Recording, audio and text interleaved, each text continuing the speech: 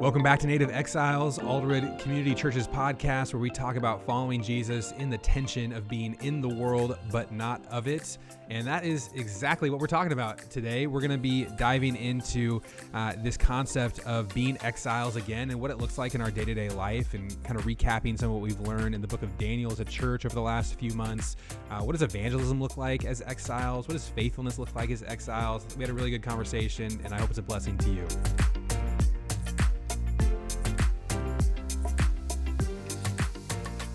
Well, Steve, we're wrapping up the book of Daniel as a church. We've been looking at this idea of exile and talking about that quite a bit on the podcast. Is our namesake, after all, the idea that we're natives here and we're exiles at the same time.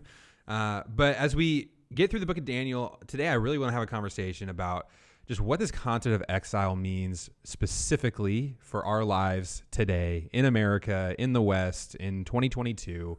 If we see ourselves as exiles, what does that actually mean for our life? I'm excited about this one. It's been a great series. We've gotten a lot of good feedback. But to ask that question, what does it mean to live as exiles, begs another question, which I still think is ringing around my head, which is, do I really see myself as an exile? Yeah. I feel a lot more native than exile, if I'm honest. I still struggle, and I think a lot of people might, to really see themselves living as exiles right now.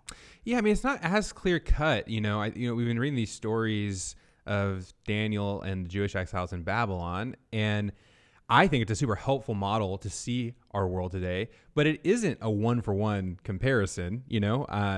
So far, there's no fiery furnaces in America. No lion's dens. There's no, giant idols of any of our presidents that we bow down to, or, we're not banned from going to church. By the way, I mean, a lot of these things do happen in the world today still, but not here in America. Not yet. And so I think it's fair for people to have some level of dissonance with the concept of the book of Daniel being the paradigm for today. But I do want to challenge people, because I think there's a reason why the New Testament uses this idea of exile for us today, that if we are faithfully following Jesus, there just should be some level of dissonance between our majority culture and us. Yeah, you said that word twice, and it's a good word, because just because I might feel at home here in certain ways, I do think all of us to some degree are feeling more and more like things are changing in terms of especially how the culture views the church. Yeah. And we could argue about how much it was ever true that America, would really embrace Christian values. We had an episode on that a few episodes ago talking about legislation. We won't get into that today, but I think one thing we can kind of put our finger on, wherever you come from on that spectrum, most people in the church in America today are sensing that there is a movement taking place culturally, that the church, that Christians in general are losing influence, are being seen more as outsiders, that the church is not gaining power politically or culturally. And I mean, for a lot of people like me, I would say when the church tries to grab power, it's actually pretty ugly and not going very well.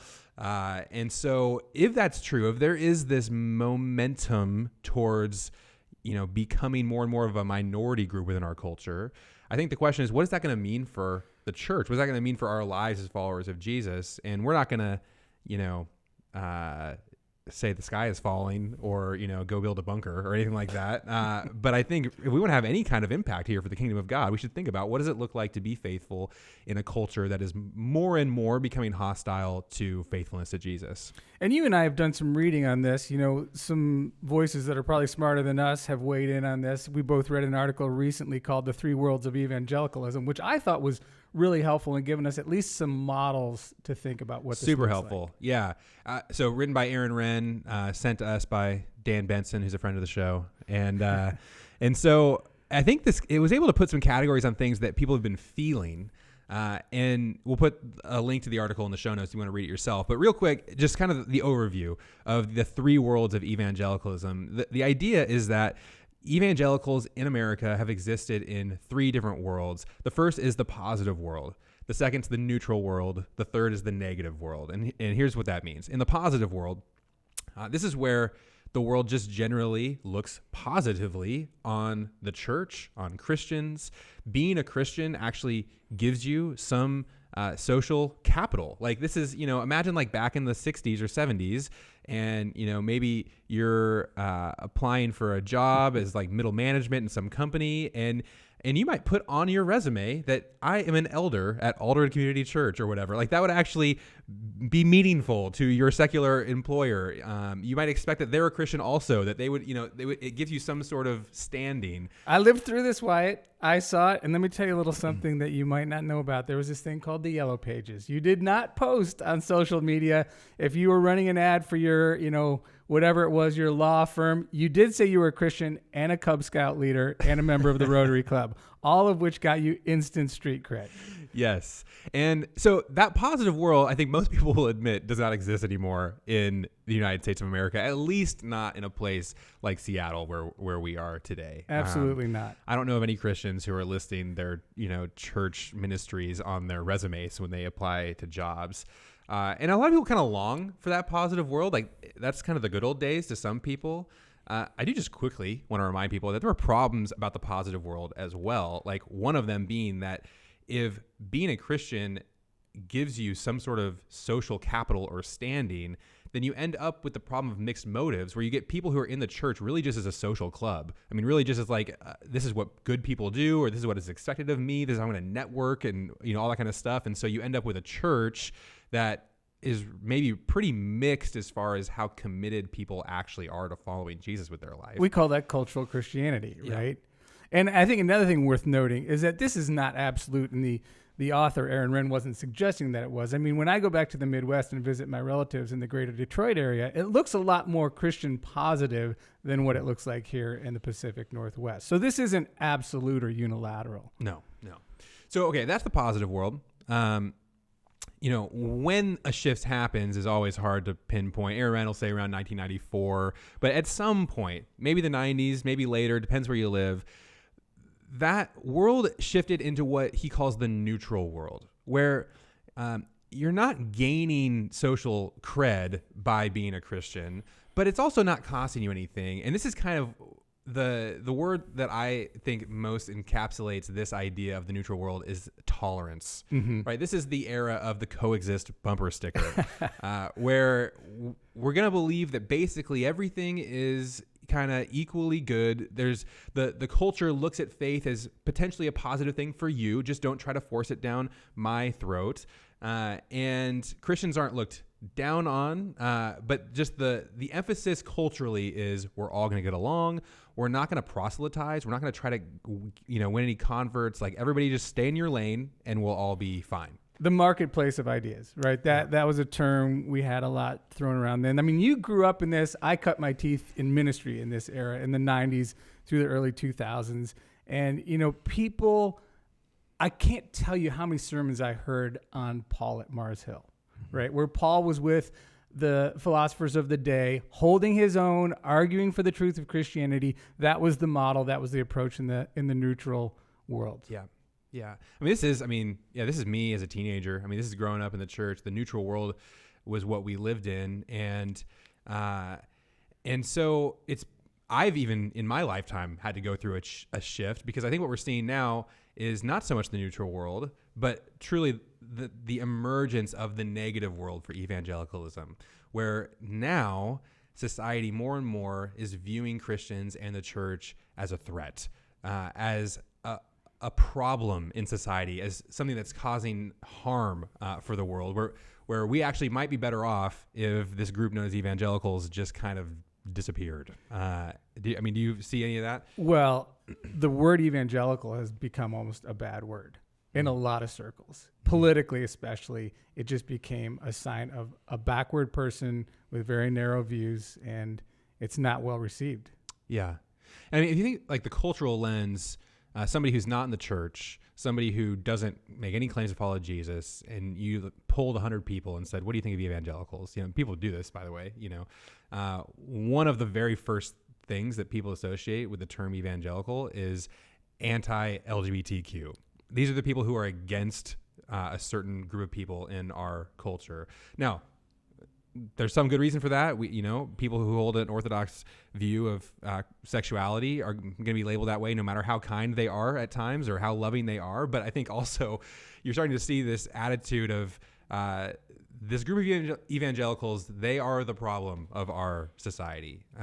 And beyond just that emotional response, I remember Aaron Wren in the article, he picked 2014 as the year, and it was because of the Obergefell decision, right? Yeah. And that wasn't just so much that people were trying to spite Christians. It was just a reflection of the fact that the consensus of our culture is no longer a Judeo-Christian worldview for the most part. Yeah, correct. And so I think there's a lot of legitimacy to the idea that we are headed into that world. And I actually don't think we need to be scared of it. I think Daniel lived in the negative world, right? Faithfulness to Yahweh was not accepted in Babylonian society. You were expected to worship the Babylonian gods. You were expected to live that way. And so this isn't something new or something that we should be kind of horrified by. Like, this is the experience of almost every Christian throughout all of time.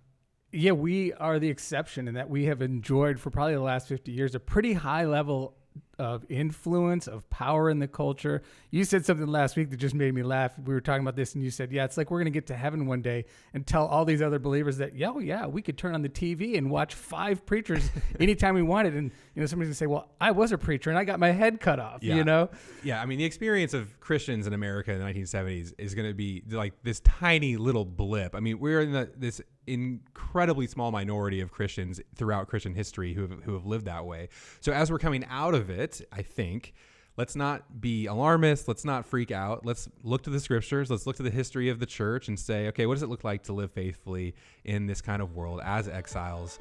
And that's the question I want to really dive into more.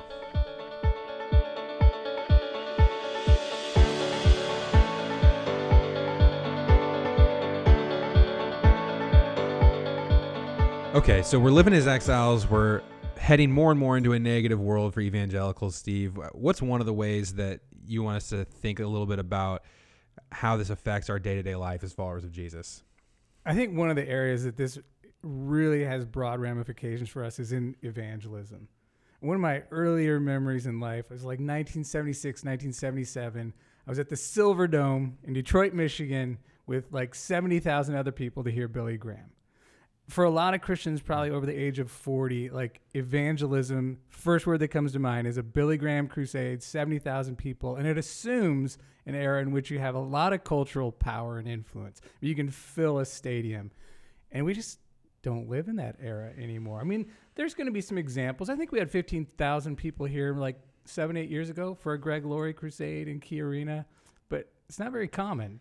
No, and honestly, it's like for somebody like me, I'm 30 years old. It's kind of hard for me to imagine those crusades. It's hard for me to fathom the kind of turnout and the kind of, maybe the turnout's not the part that's the hardest part for me to imagine. I can imagine that there's tens of thousands of Christians in this area and maybe we do something, we could gather them all up. What's hard for me to imagine is the effectiveness of it. Mm-hmm. That you would get people to come, thousands of people to come who aren't already committed to following Jesus, and that at that event, they would be convinced that, and it's the Holy Spirit, but it's also the persuasiveness of, the person who's presenting it. And there's cultural factors involved as well. And it's hard for me to imagine that's happening. Like, I never lived in that world. It's kind of unthinkable to me. Yeah. And there's even, a lot of things that you just assumed people knew when they walked in and you talked about sin. You didn't have to spend 4 nights laying out the idea of sin. Sin right.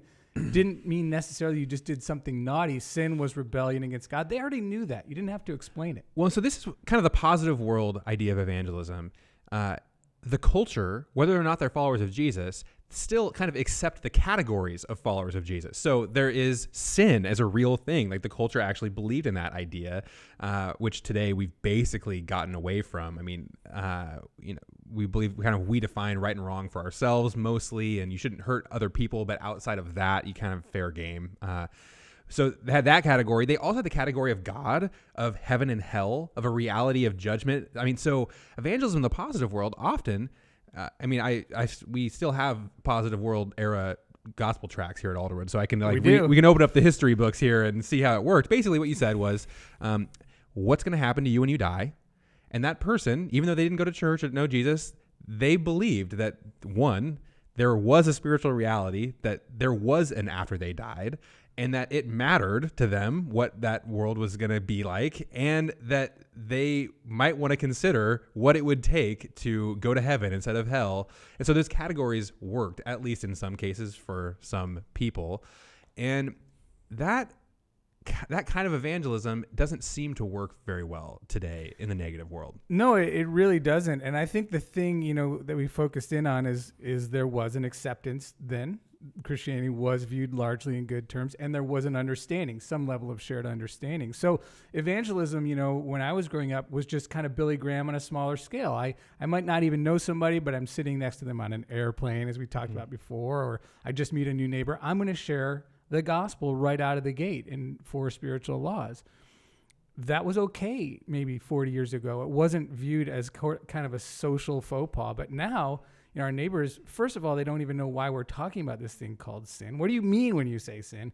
And secondly, they're like, that's a little forward. That's just a little too much right out of the gate. Yeah.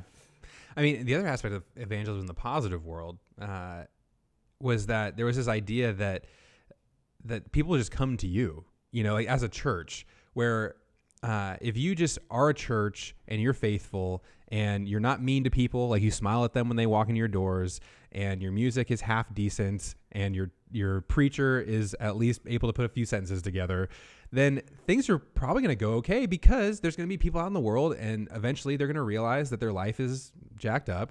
And when they realize that, things have fallen apart, then they need something that they don't have, they're going to go, you know what? It's those Christians who have things figured out. Like, they know God, they know, how I could, fix my life, and they will just come. They will just show up on a Sunday morning and walk in your doors where you can preach the gospel to them. And that idea actually started to erode even in the neutral world. Like, I grew up in the neutral world, and for us, we started to realize, okay, people aren't going to just show up to church. They don't think that way. They think, all religions are basically the same, or, I'm spiritual, but I'm not religious, or whatever. So when people have problems in their life, they're not going to show up to a church service. But our plan, and this is kind of the youth group plan, but it was true, I think, not just in youth group, was, okay, they're not going to come to a church service, but if we do something cool enough, they will come to that. And then we can share the gospel with them. So, we're going to host a concert. We're going to, we did all kinds of things. We'll, invite them to summer camp. We'll do all this stuff, because they don't see us negatively. They're not trying to avoid us. They just don't want to come to our church services. So we can kind of lure them in with ice cream cones and great music. Yeah, whatever.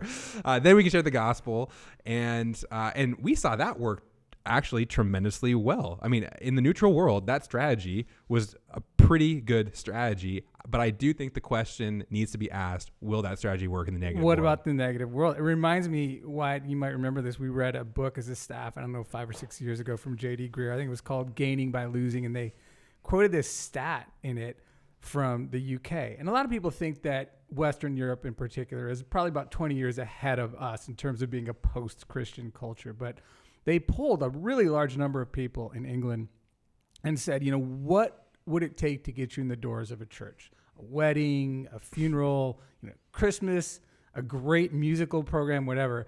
And like 68% of the people responded, I would not darken the doors of a church for any reason at any time. Yes. And I think, we may not quite be that far along, but we're moving in that direction. We're moving that way, man. I'll tell you a story that really kind of made this clear to me. This is when I was in the student ministries pastor here at Alderwood, and we tried to use an event in our youth group that was wildly successful in other parts of the country. It was called Disciple Now. I think your kids were I remember with us in this. And basically the concept of Disciple Now is it's kind of like a weekend retreat, but it's at your church. And so you do services and fun, like really fun things. Like we took people to, elevated sports, the trampoline place. I think, some people went to a Mariner game. We did all kinds of fun things throughout the weekend. But you'd come to the church for services. And then overnight you had host homes, and kids went to spend the night in these host homes in their small groups, kind of like a big sleepover. So it was like a local retreat. And in other parts of the country, it had just taken off. And what we ran into when we brought it here was recognizing that this was really a positive world kind of program. And in a more secular area like Seattle, in a more negative world, it just didn't work. And here's what happened. In how people were running this, like in Texas or whatever, was you go and you invite your non-church friends to come to Disciple Now. And then when they ask questions, they're like, so what do we do? Where do we spend the night? You go, oh, well, we're spending the night in homes of people in our church, but you can trust them because they're members of our church. And apparently that worked, like in Texas. And here, what happened was our friends would go invite people to Disciple Now, and they'd say, don't worry, you can trust these people whose homes are going to be in because they're members of our church. And kids and families would go, why on earth do you think that I would trust somebody who's a member of your church? Like, I will not come to your house. I will not spend the night in a stranger's home. There is no chance that that's ever going to happen. And that is highlighting this transition, right? Like you said, I mean, in the positive world, saying that is an automatic way to get credibility. And now it's an automatic way to make people suspicious. Oh, this person's a Christian? A definitely fanatic? Not going to their house. I mean, what are you going to do to me once I get in those doors? You know, and so the fact that we're in this negative context, it really does need to change our strategy. So if people showing up to your services on their own isn't the thing, if the cool event isn't the thing, what does evangelism look like in the negative world? Because the answer can't be we just stop, we just like I said, dig our bunker and wait till Jesus comes back. That's not why he has us here. He has us here to share the gospel, to fulfill the Great Commission, to invite people into the kingdom. So how do we do that effectively in the negative world? Let's tackle that in our next segment. Sounds good.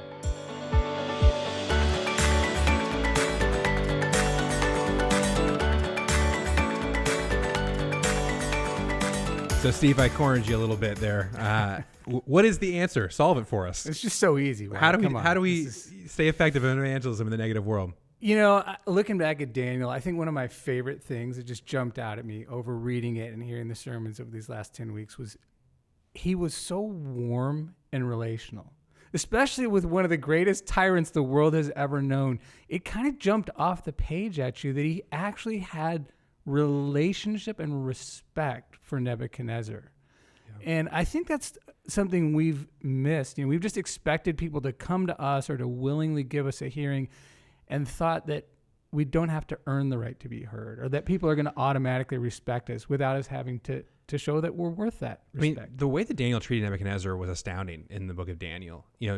Never angry, point fingers, super respectful, O king, may you live forever.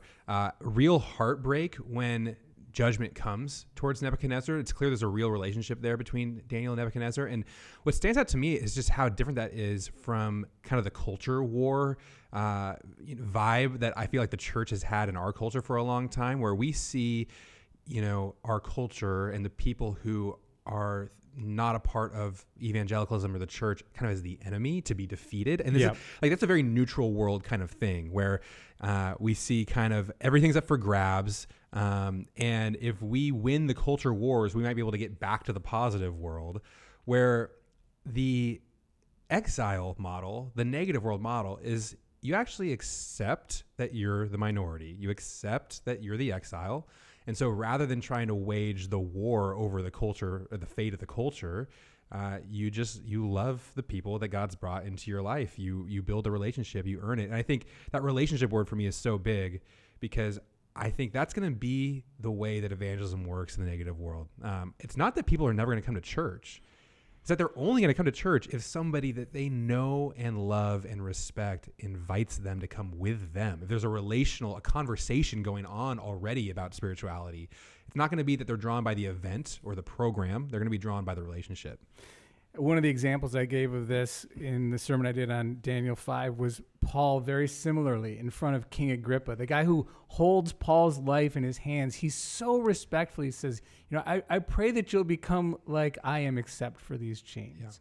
Yeah. He speaks so kindly and respectfully to him. And it's interesting that in both Daniel and in that scenario with Paul, they're talking to politicians. And I know we weren't aiming to get political, but we've talked a lot about politics. And if Christians can't be civil towards people who disagree with them politically, how are we ever going to have a way to earn people's respect? Because most of the culture, at least here in the Pacific Northwest, well, shoot, we disagree with everybody politically, even in our own families. If we're looking for the litmus test to be that we agree politically, we're going to be waiting a while. For sure. And so, we need to wrap up evangelism and move on to something else. But I think for me, where this is just a challenge to us, to our church, to any follower of Jesus right now, is that if we're going to share the gospel, if we're going to see people come to Christ, it's going to take you. It's going to take you building relationships with people who don't know Jesus, not just, saying hi to them in the driveway, but like actually having your life intersect with the lives of people around you that God's brought into your world so that you can share Jesus with them. But it's going to take real investment, not just attending a cool church who has cool programs that are the draw themselves. That's not going to work anymore. It's got to be you. You mean I actually have to love my neighbors, Wyatt? I think that you do. Wow. I think that you do. So let's move on to some other ways that we think this negative world, this exile framework changes our day-to-day lives as followers of Jesus.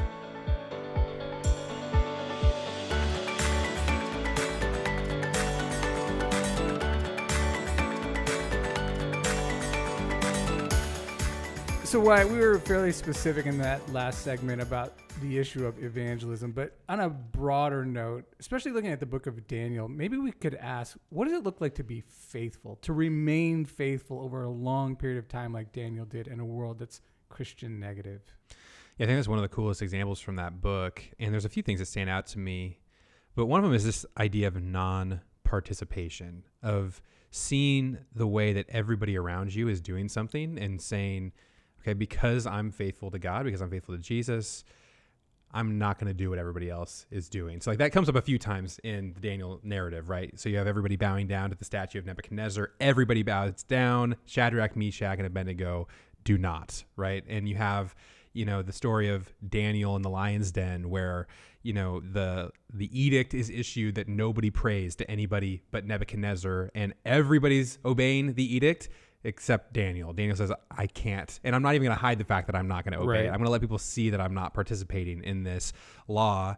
And I think that's something that Christians are going to have to start thinking about more and more. And it's an interesting one, especially for somebody like me, because I grew up in the neutral world where we actually looked down on Christians who chose non-participation as faithfulness. So, in the neutral world, just to remind everybody, we're recognizing that we're losing some influence, that the culture is not representative as much as it maybe used to be of Christian values. And, people aren't coming to church as often. And like the big strategy in the neutral world, and this is when I was growing up in the church, was we just have to be more cool. I mean, we have to stop watching these Christian movies. We have to stop listening to this lame Christian music. Like we need to, stop dressing weird. And like, if we can just look cool and act cool and, be more like the culture, then the culture will be more attracted to us and by extension to Jesus and the gospel. You were around in this season. Did you feel that shift happen? Big time. There was just this assumption if our music could just be a little bit better, if we could just be a little more in tune with what's going on in our world, people would give us a hearing. And I don't think that's the case. Shoot, Wyatt, I'm sitting here listening to what you say, and according to my daughters, if it's being cool, I have no hope whatsoever anyway. So, I might as well throw in the towel now. Yeah, so, the people who chose non-participation in those days were kind of the butt of our Christian jokes. Like the people who wouldn't watch PG-13 movies, we kind of just laughed at them. The people who didn't have any modern, secular bands on their iPod. We were just like, what is wrong with you? Like, you're what's just an iPod? Yeah, exactly. But where I think we really missed it in some ways is in a negative world, non-participation is one of the only ways to stay faithful to Jesus at all. Like if your culture is going down a path that is just completely antithetical to the ethics of Jesus and the meaning of the gospel, then the only faithful thing to do is to say, I'm not going to do that. And that's exactly what Daniel and Shadrach and Meshach and Abednego show us. And I think it's a reality for us today as well. It's a hard reality. One of the nuances we see is, you're right, you gave a couple of examples of ways that they didn't participate, but then there were times when they could have objected and they didn't. They basically went to Babylonian school, which meant that they were tutored in all the pagan ways of worshiping their gods. Their names were changed to reflect their worship of these pagan gods. And at that point, they did not object. Yeah. And one of the things you brought up in one of your messages that I thought was really important is that we need a lot of discernment to know what this non-participation is going to look like. We do. We also need to have an open-handed stance to recognize that choosing when to participate and when not to is often going to be something that Christians might differ on. That the Holy Spirit is going to lead each of us into different decisions on a number of these things. We need to have some grace for each other, not choose legalism, not choose being judgmental. I mean, for one, like I know Christians who they choose not to participate in consuming alcohol of any kind, and for a number of different reasons. Sometimes it's personal, sometimes there's addiction in their family history, but sometimes it's just like, man, I look around at the world and it seems like our culture is all into substance abuse right now, right. And numbing ourselves with alcohol. And so like, how I'm going to respond to that is I'm just going to abstain completely. Now, that's not my choice. I do drink, but I can respect that. We're going to have differing opinions on what this looks like. One that I've shared a couple times. And again, like no judgment, no legalism. Not everybody makes this choice. But like for me, my non-participation is around media and what I watch. Game of Thrones was like the most epic show in our entire, history as a culture. It sounds amazing to me. It sounds like exactly the kind of show that I would love. I wanted to watch it so bad. But I didn't because I heard that it's basically softcore pornography for every episode. And for me, in staying faithful to Jesus, one of the things that I know I personally need is to not expose myself to that kind of stuff because it's going to stoke my lust. It's not going to help me follow Jesus. It's not going to help me love my wife. And so that's an area where I've decided, even if I don't seem cool to the world around me, even if like my non-Christian friends are asking me about the show and I go, yeah, I'm sorry guys, I don't watch that kind of show, and they think I'm lame for it, like that's something that I'm willing to endure. And I'm not going to think that I'm going to be more effective for Jesus if they think I'm cool because I have embraced the very same, basically sin that they have. That's not how I'm going to be effective, Yeah, and I think that's where cool got us into some trouble, I mean, the goal wasn't to be cool. The goal is always to love God and love our neighbors. So you were talking about alcohol. I grew up, like I said, in the 70s, and in my Christian positive world, you simply did not drink alcohol. That was just a taboo. It was a horrible witness. It was a sin, And I changed my views on that over the years. And I can remember, I don't know, maybe 15 years back, Holly and I were with our neighbors at a party. It was a good friend of ours, and he was celebrating his 50th. And we were having, a couple drinks with some friends. We actually ended up talking about my job as a pastor. It was pretty cool to love people, talk about what God's doing in the world through our church, that kind of thing. But when the Jello shots came out and it was quite evident that everybody was just going to get hammered for the next 2 hours, at that point we chose not to participate and we left. Yeah. Yeah, I mean, that's a good example. And I think one of the things you just need to realize is that these kinds of decisions are going to become more prevalent, not less. Like if you want to stay faithful in this culture in the next 5 years, 10 years, 20 years, 50 years, this is one of the tools that you're going to have in your tool belt of knowing I'm going to have to make some tough choices. I think we talk about where our culture's at right now in LGBTQ issues. This is a big one. It's happening already where, every June is Pride Month. And if you're working at a workplace, I think it's very likely that kind of the cultural expectation is that you change your profile picture to have some sort of rainbow, emblem, or, in some way you have these external ways of aligning yourself with an ideology around LGBTQ issues. And if you choose not to participate, I think the consequences of that are only going to increase right now. Yeah, I totally agree. I think we've often framed this conversation in terms of the consequences for us as Christians, either in terms of political impact or financial impact. You might lose your job. But one of the things I don't think we've talked about enough is Christians are human beings.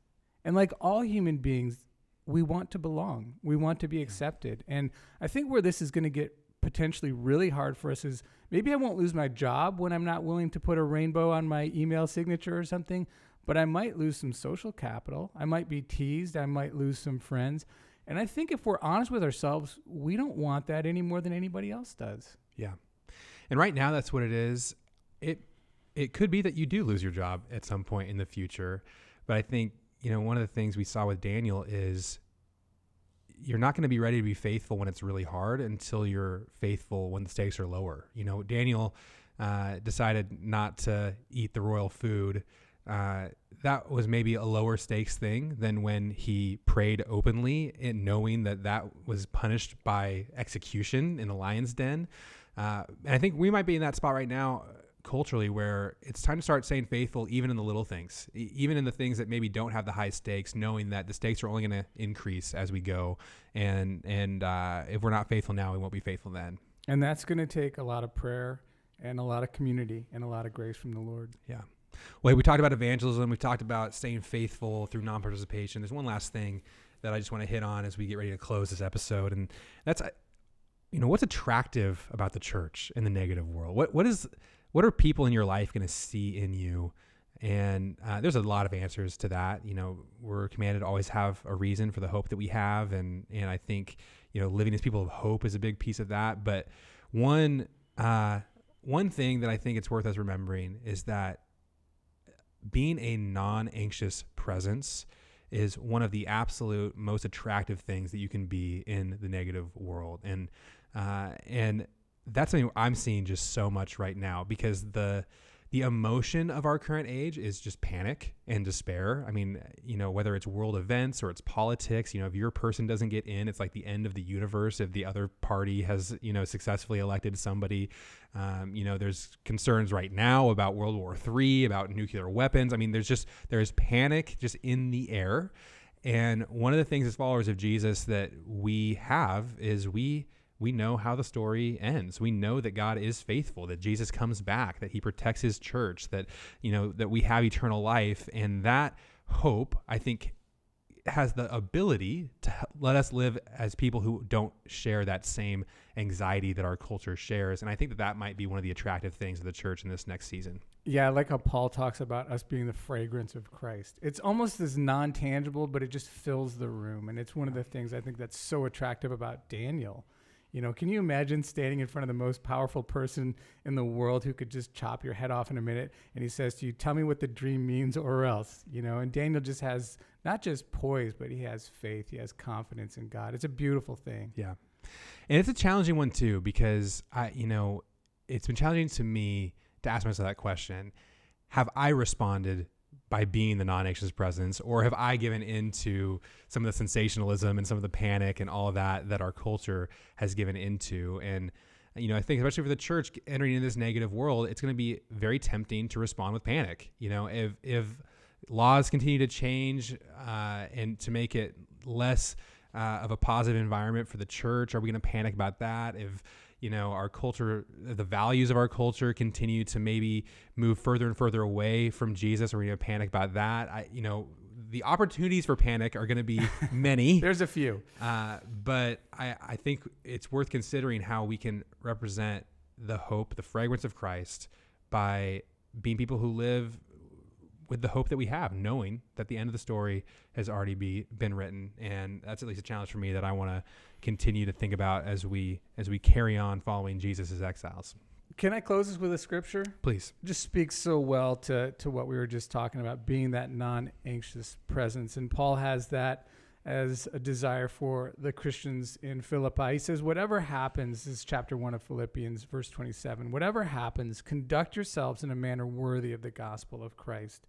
Then whether I come and see you or only hear about you in my absence, I will know that you stand firm in the one Spirit, striving together as one for the faith of the gospel without being frightened in any way by those who oppose you.